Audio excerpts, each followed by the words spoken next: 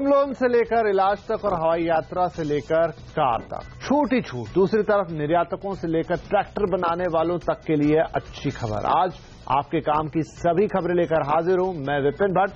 आवाज एट 9 में शुरुआत करेंगे हेडलाइंस के साथ। घर खरीदारों के लिए एसबीआई का तोहफा 4.25% सस्ता किया होम लोन। जानकारों ने कहा पिछले 10 सालों में घर खरीदने का सबसे अच्छा मौका। स्टेंट के बाद हार्ट वॉल, जॉइंट रिप्लेसमेंट जैसी चीजें भी होंगी सस्ती कीमतों पर लगाम लगाने के लिए सरकार बदलेगी कानून। जीएसटी के तहत एक्सपोर्टर्स को बड़ी राहत, 7 दिन में मिलेगा रिफंड। सीएनबीसी आवाज की एक्सक्लूसिव खबर। फ्लॉप स्टार्टअप पॉलिसी में नई जान भरेगी सरकार। टैक्स छूट की शर्तों को भी आसान करने की तैयारी। हफ्ते के पहले कारोबारी दिन सीमित दायरे में बाजार, लेकिन निफ्टी 9,300 के पार। बैंकिंग शेयरों में दिखा जोश।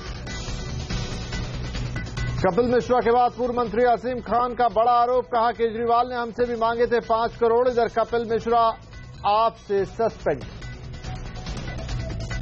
7 साल बाद बढ़ा दिल्ली मेट्रो का किराया, 10 रुपए से 50 रुपए के बीच मिलेंगे टिकट। और इंडिगो ने शुरू किया समर स्पेशल ऑफर। महज 899 रुपए में कीजिए हवाई सफर।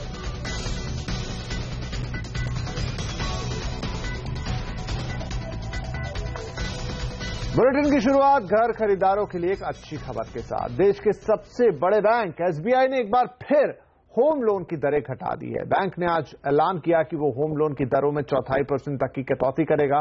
30 लाख रुपए तक के होम लोन पर ब्याज अब 1.25% कम होकर 8.35% होगा, जबकि 30 लाख रुपए से ज्यादा का होम लोन 0.10% सस्ता होगा और इसकी दरें होंगी 8.50 यानी 8.5%। एसबीआई की नई दरें 9 मई से लागू होंगी और इसका फायदा 31 जुलाई तक उठाया जा सकेगा। ये ऑफर कल से शुरू होगा और ये एक लिमिटेड पीरियड ऑफर है 31 जुलाई तक।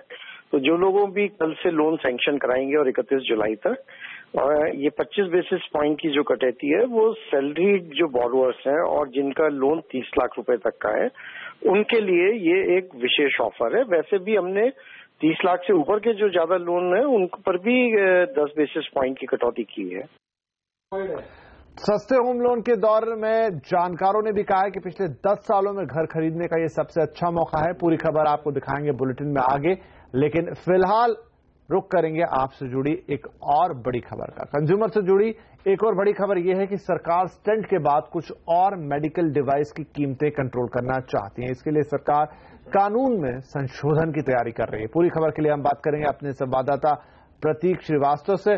तो प्रतीक, हमें बताएं कि क्या डिटेल्स हैं और कैसे अब ये बाकी की चीजें जो ऑपरेशन में काम आती है, सर्जरी में काम आती हैं, सस्ती होंगी।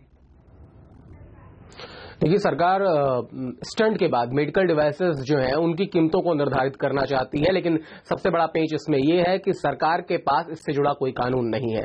सरकार ड्रग प्राइस कंट्रोलर ऑर्डर 2013 के तहत, जिसके तहत दवाओं की कीमतें निर्धारित होती हैं, उन्हीं के जरिए मेडिकल डिवाइसेस की कीमतें भी निर्धारित करती रही है। जैसा हमने पिछले दिनों देखा कि स्टंट की कीमतें निर्धारित की गई, लेकिन उसके लिए स्टंट जो कि एक मेडिकल डिवाइस की श्रेणी में आता है उसको ड्रग घोषित किया गया।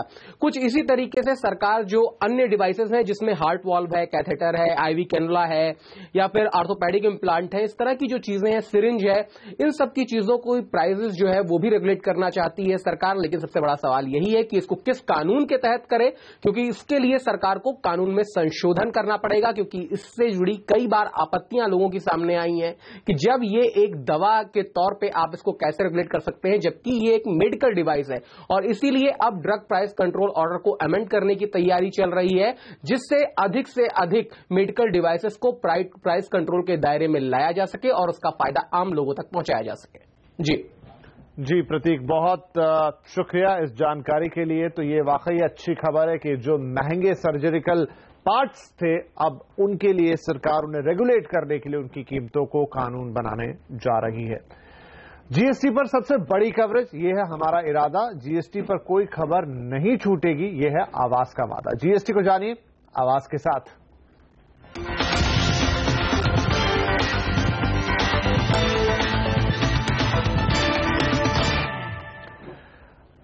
जीएसटी के तहत एक्सपोर्टर्स को एक बड़ी राहत मिल गई है। सीएनबीसी आवाज को मिली एक्सक्लूसिव जानकारी के मुताबिक एक्सपोर्टर्स को उनके टैक्स का रिफंड दिलाने के लिए खास सॉफ्टवेयर तैयार किया जा रहा है ताकि 7 दिन में हर हाल में रिफंड मिल जाएगा। इतना ही नहीं, एक्सपोर्टर्स को मिलने वाले एडवांस पर भी टैक्स लगने की संभावनाएं कम है। एक्सपोर्टर्स को जीएसटी से डरने की जरूरत नहीं है। जीएसटी लागू होने के बाद इन्हें दिक्कत ना हो, इसके पुख्ता इंतजाम किए जा रहे हैं। एक्सपोर्टर्स जो भी टैक्स चुकाएंगे उसे रिफंड कब देना है या नहीं देना है, इसका फैसला अधिकारी नहीं बल्कि एक खास सॉफ्टवेयर करेगा। एक्सपोर्टर्स को करना सिर्फ इतना है कि एक्सपोर्ट के तुरंत बाद उस सॉफ्टवेयर में जरूरी जानकारी दस्तावेज के साथ अपलोड कर दें। सॉफ्टवेयर जानकारी मिलने की सूचना देगा। इसके 7 दिन के भीतर आपको रिफंड मिल जाएगा। रेवेन्यू डिपार्टमेंट की देखरेख में जीएसटी नेटवर्क कंपनी इस सॉफ्टवेयर को तैयार कर रही है। सूत्रों के मुताबिक एक्सपोर्टर्स को एडवांस पर टैक्स के मामले में भी बड़ी राहत मिल सकती है। वाणिज्य मंत्रालय ने वित्त मंत्रालय को चिट्ठी लिखी है और कहा है कि विदेशी खरीदार से एक्सपोर्टर्स को जो भी एडवांस मिलता है उस पर जीएसटी न लगाया जाए। दरअसल विदेश से ऑर्डर के साथ 50% तक एडवांस एक्सपोर्टर्स को मिलता है। एक्सपोर्टर्स का कहना है कि इसी एडवांस से वो ऑर्डर तैयार करते हैं। अगर इस पर टैक्स लगा तो उनका वर्किंग कैपिटल का एक हिस्सा लंबे समय के लिए अटक सकता है। सीएनबीसी आवाज पर सरकार से ये सवाल एक्सपोर्टर्स ने भी पूछा था। जो एडवांस पेमेंट मिलेगा वो सब्जेक्ट टू जीएसटी रहेगा। तो अगर एडवांस पेमेंट पे जो एक तरह का कैश है, अगर ये जीएसटी का इम्पैक्ट आता है तो उससे एक्सपोर्ट सेक्टर को काफी दिक्कतें होंगी, क्योंकि एक एडवांस पेमेंट फॉरेन बायर एक पर्पस के लिए दिया गया है। अगर उसमें 18% का टैक्स लग जाएगा तो एक तो नेट अमाउंट कम हो जाएगा और दूसरे एक्सपोर्टर्स को और वर्किंग कैपिटल कहीं से रिक्वायर्ड होगी। दरअसल लगातार 2 साल की गिरावट के बाद एक्सपोर्ट सेक्टर में 4.71% की बढ़ोतरी दिखी है। ऐसे में सरकार निर्यातकों को कोई नई मुश्किल नहीं देना चाहती, इसलिए इनका जीएसटी युग में खास ख्याल रखा जा रहा है। लक्ष्मण रॉय, दिल्ली।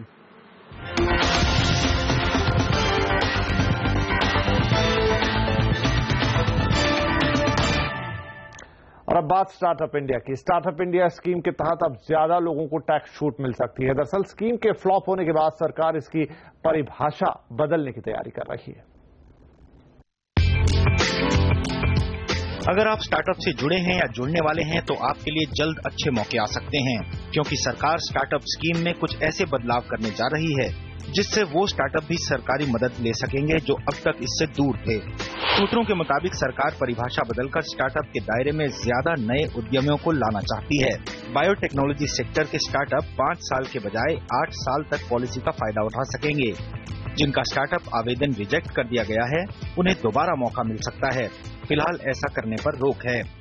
सूत्रों के मुताबिक स्टार्टअप के लिए पॉलिसी तैयार करने वाला विभाग डीआईपीपी यानी department of industrial policy and promotion policy में बदलाव करने की तैयारी कर रहा है और संबंधित मंत्रालयों से सलाह मशविरा भी किया जा रहा है। जल्द ही इसकी औपचारिक मंजूरी दे दी जाएगी।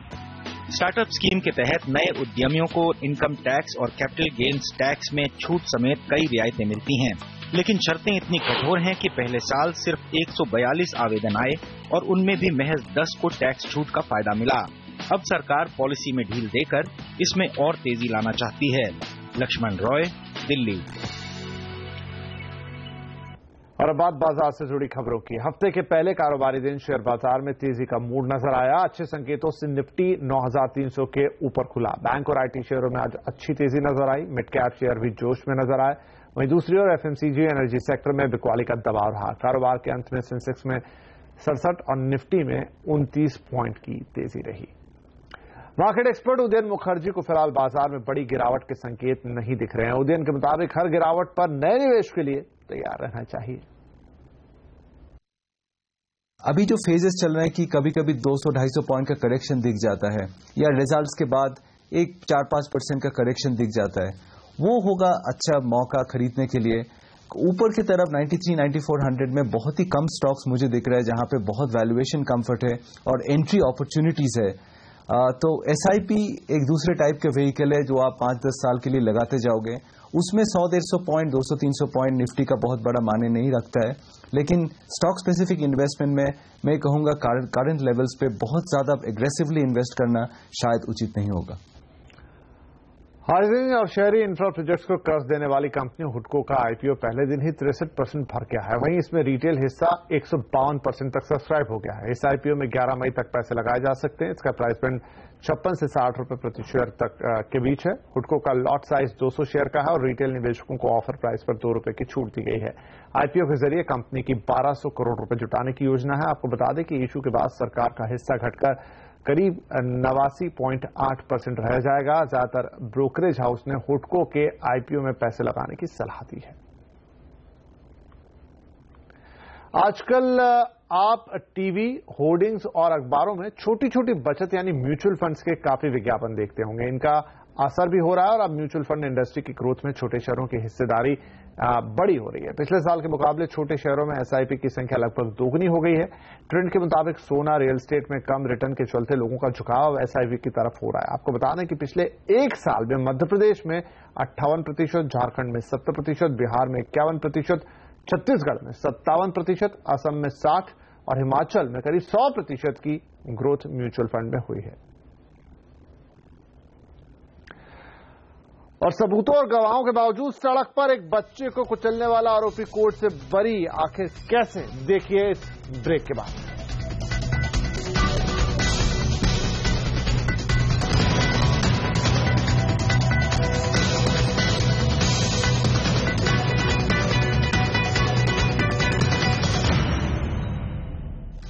आम आदमी पार्टी का घमासान आज और बड़ा हो गया। केजरीवाल कैबिनेट से निकाले जाने के बाद कपिल मिश्रा ने आज अरविंद केजरीवाल पर नए आरोप लगाए हैं और इसके बाद आम आदमी पार्टी ने कपिल मिश्रा को सस्पेंड कर दिया है। शाम में पीएसी की मीटिंग में कपिल मिश्रा को सस्पेंड करने का फैसला आया। इससे पहले कपिल मिश्रा ने अरविंद केजरीवाल और सत्येंद्र जैन पर कई गंभीर आरोप लगाए। उन्होंने कहा कि केजरीवाल ने अपने रिश्तेदार के लिए जमीन की गलत डील की। उन्होंने दावा किया कि कल वो रिश्वतखोरी से जुड़े सभी सबूत सीबीआई को सौंपेंगे। कपिल मिश्रा ने कहा कि वो मानहानि के केस की धमकी से डरने वाले नहीं हैं।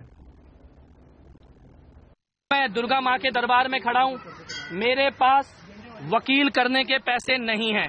सत्येंद्र जैन अरबपति आदमी है, कोर्ट में मानहानि का मुकदमा वो करें, मेरे पास वकील करने का पैसा नहीं है। मैं सीबीआई में जांच की मांग करूंगा और हिंदुस्तान के इतिहास में आज तक ऐसा नहीं हुआ कि किसी चीज की जांच सीबीआई के द्वारा करी हो, किसी चीज के अपराध की, भ्रष्टाचार की जांच हो रही हो और भ्रष्टाचारी मानहानि का मुकदमा दर्ज कराकर जांच से बचने की कोशिश करे। ये पूरे आजादी के इतिहास में ऐसा तो लालू यादव जी ने भी नहीं किया जो अरविंद केजरीवाल करने की कोशिश कर रहे हैं। मनीष सिसोदिया ने कपिल मिश्रा की कड़ी निंदा की है। उन्होंने कहा कि जिस शख्स की आज मौत हुई है उसके ऊपर कपिल मिश्रा बिना किसी तथ्य के अनाप शनाप आरोप लगा रहे हैं। जिस व्यक्ति की मौत हो गई है, जिसकी आज सुबह चिता दफनाई गई, जिसको चिता में आग लगाई गई, जिसकी आज सुबह, उस व्यक्ति की चिता में आग लगने के 2 घंटे के बाद कपिल मिश्रा उनके बारे में अनाप शनाप आरोप लगा रहे हैं, उनके बारे में उलझुल बोल रहे हैं। थोड़ी सी तो इंसानियत रखें। वहीं केजरीवाल कैबिनेट एक और पूर्व मंत्री असीम अहमद खान ने भी आरोप लगाया है कि केजरीवाल ने उनसे घूस मांगी थी। हम इंसान हैं, मनीष जी इंसान है, सत्येंद्र जैन जी इंसान है, तो केजरीवाल भी इंसान है, सारे इंसान है। केजरीवाल साहब में क्यों नहीं है? 5 करोड़ रुपए मुझसे डायरेक्टली खुद मांगे केजरीवाल साहब ने। तो अब ये केजरीवाल साहब को दूसरे केजरीवाल आ गए, ये वही केजरीवाल है जिन्होंने मुझसे 5 करोड़ रुपए मांगे थे। ये कह देना कि नहीं ऐसा गलत है, क्यों? ये वो लोग कह रहे हैं जो उनके साथ जुड़े हुए लोग हैं। अगर आप किसी ऐसी जगह पर सड़क पार कर रहे हैं जहां जेब्रा क्रॉसिंग या ट्रैफिक सिग्नल नहीं है और आपको एक गाड़ी आपको टक्कर मारती है तो ड्राइवर दोषी नहीं होगा। मुंबई की एक निचली अदालत ने सड़क दुर्घटना के एक मामले में यही फैसला सुनाया है। 23 अक्टूबर 2012 को मुंबई के हाजी अली के पास एक बच्चे की मौत सड़क दुर्घटना में हुई थी। इसी मामले में कोर्ट ने अभियुक्त विशाल वाल्मीकि को लापरवाही और तेज रफ्तार से गाड़ी चलाने के आरोप से बरी कर दिया है। कोर्ट ने कहा कि बच्चा ऐसी जगह सड़क पार कर रहा था जहां ना तो जेब्रा क्रॉसिंग थी और ना ही सिग्नल था। ऐसे हालात में ये नहीं कहा जा सकता कि अभियुक्त की कोई गलती या लापरवाही थी। इस खबर पर और बातचीत के लिए हमारे साथ है कंज्यूमर वॉइस के सीईओ असीम सान्याल। सान्याल साहब, अगर इस घटना को देखा जाए, थोड़ा कोर्ट का निर्णय अजीब लगता है, लेकिन ये भी इस देश की हकीकत है कि हमारे यहाँ सड़कों को पार करने के लिए कोई रूल्स एंड रेगुलेशन नहीं है। लोग अपनी मर्जी से उन्हें पार करते हैं, जब चाहे पार करते हैं। और दूसरी तरफ ये केस है, तो इसके इम्प्लीकेशन को कैसा देखा जाए? मुंबई तो फिर भी एक बड़ा शहर है जहां ये घटना घटी, जहां जेब्रा क्रॉसिंग्स हैं, सिग्नल्स हैं, लेकिन पूरे देश में इस तरह का इंफ्रास्ट्रक्चर नहीं है।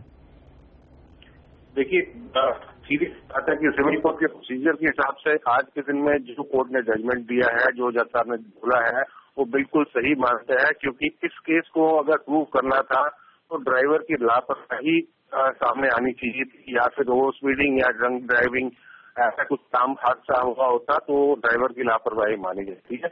हाँ, सड़क कोई चलता क्रॉस कर रहा हो सड़क जो है वो, और वहाँ पे ज़ेब्रा क्रॉसिंग या नहीं है, कंजेशन है, या फिर जो है कोई बच्चा के साथ कोई नहीं है, ऐसे केसेस में जो है ड्राइवर को दोषी साबित करना है बहुत मुश्किल होता है। ये पहले भी ट्राइब्यूनल के सामने ऐसे केसेस आ चुके हैं। यहाँ पे वकालत ये करनी चाहिए कि भी ड्राइवर की गलती है, वो तभी आप कर सकते हैं जहाँ पे ड्राइवर की कोई दोष या नुक्स निकाल सकते हैं। तो मेरा ये मानना है कि ऐसे केसेस होते हैं जहाँ पे लापरवाही पैदल चलने वाले की होती है, जहाँ पे रोड पे साइन नहीं होते हैं, या फिर बच्चे के साथ कोई साथ क्रॉस करने वाला नहीं होता है। बहरहाल जजमेंट जो है वो शॉकिंग नहीं है, वो कोई अलग हटके नहीं है। जजमेंट सिविल कोर्ट के प्रोसीजर के हिसाब से, मेरे हिसाब से तो बिल्कुल सही है, जहाँ पे लापरवाही पैदल चलने वाले की ज्यादा है। से बातचीत करने के लिए, लेकिन ये भी है कि इस तरीके के आधारभूत ढांचे की, जहां पर प्रॉपर सिग्नल्स हो, जहां पर प्रॉपर ज़ेब्रा क्रॉसिंग्स हो और उनके नियम को पालन करवाने के लिए वहां पर पुलिस या ट्रैफिक पुलिस की भी व्यवस्था हो, सरकार का ध्यान देना बहुत जरूरी है। चलिए, यहां पर वक्त हुआ एक छोटे से ब्रेक का। ब्रेक के बाद 10-12 सालों में घर खरीदने का आया है सबसे अच्छा मौका। जानकार क्या कहते हैं और कैसे मिलेगा आपको अपने सपनों का घर, देखिए इस ब्रेक के बाद।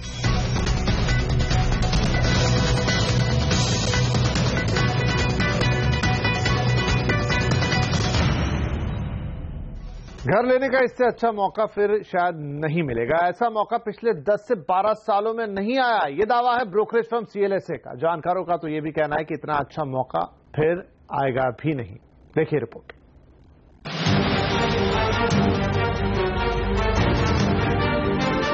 आप किसी भी महानगर में जाइए, आपको आसपास लाखों मकान बनते दिखेंगे। सप्लाई ज्यादा है और डिमांड कम, तो बिल्डर दाम घटा रहे हैं। ऊपर से होम लोन पर ब्याज की दरें कम हैं। जिस तरीके के सप्लाई साइड और डिमांड साइड के इंटरवेंशन गवर्नमेंट ने किए हैं, जिस हिसाब से इंटरेस्ट रेट कम हो गया और साथ में EMI वगैरह अगर जो सबवेंशंस दिए हैं, जिससे लोगों की जो है EMI बहुत कम हो गई है, तो उस हिसाब से देख लीजिए तो एक अपॉर्चुन टाइम है। और दूसरी बात है, सप्लाई सबसे ज्यादा है मार्केट में। 20 साल के लिए 30 लाख के होम लोन की बात करें तो इस वक्त औसत ब्याज दर 8.75% है। अभी से 2005 तक इतनी कम दरें कभी नहीं रही। रिसर्च फर्म प्रॉपिक्विटी का हवाला देते हुए CLSA की रिपोर्ट में दावा किया गया है कि नोटबंदी के कारण 8 महानगरों में सिर्फ पिछली तिमाही में 1.5% से ज्यादा दाम गिरे हैं। प्रॉपिक्विटी का तो यहाँ तक कहना है कि कई जगह मकानों के दामों में 25 से 50% की कमी आई है। रीसेल मार्केट जिसको हम कहते हैं, उसमें काफी investors about 25-30% below property prices बेच रहे हैं और प्रॉपर्टीज रेडी भी हैं, तो उनमें एग्जीक्यूशन रिस्क भी बहुत कम है। और जो नई प्रॉपर्टी खरीदने की बात कर रहे हैं जो कि अंडर कंस्ट्रक्शन है, वो अब रेरा के अंदर आ जाएगी, तो उसमें भी प्रोबेबिलिटी बहुत हाई होगी कि वो प्रॉपर्टी राइट टाइम पे बनेगी। एक बार फिर देखिए क्यों मकान लेने का यही है सही मौका। वजह नंबर 1, घरों की कम कीमतें। वजह नंबर 2, कम ब्याज दर। और वजह नंबर 3, अफोर्डेबल हाउसिंग स्कीम के तहत सस्ते घरों के लिए लोन पर सरकारी सब्सिडी। नई सप्लाई भी मार्केट में आती चली जा रही है। और अगर आप देखिए तो पिछले 3 साल से भाव भी नहीं बढ़े हैं। समागम वाला एक एरिया है जहां पे आपको सबसे सस्ती लोन मिल रहा है, आपके पास सबसे ज्यादा प्रोजेक्ट्स हैं टू चूज फ्रॉम, और गवर्नमेंट ने इतने सारे इंसेंटिव्स दे दिए हैं। तो अगर आप बहुत कायदे से एनालाइज कीजिए, इतनी सहूलियतों का लोगों ने अब फायदा उठाना शुरू किया है। पहले ये होता था कि भाई प्राइस पे नहीं बिक रहा तो थोड़ा सा और कम करो, तो अब वो पिछले 1-2 महीने से प्राइस लिस्ट में 50 rupees square feet, 100 rupees square feet upward जो है प्राइस लिस्ट जो है वो वापस आनी शुरू हो गई। तो आई थिंक ये ट्रेंड अगर 2-3 महीने चलेगा तो ये लेवल काफी अप जाने की वो है। जाहिर है बुकिंग में तेजी और रेरा के कारण बढ़ते भरोसे के बाद डिमांड बढ़ेगी तो कीमतें फिर ऊपर जा सकती हैं। इसीलिए एक बार फिर सुन लीजिए, मकान लेने का ये अच्छा वक्त है। अर्नव सावड़ा, दिल्ली।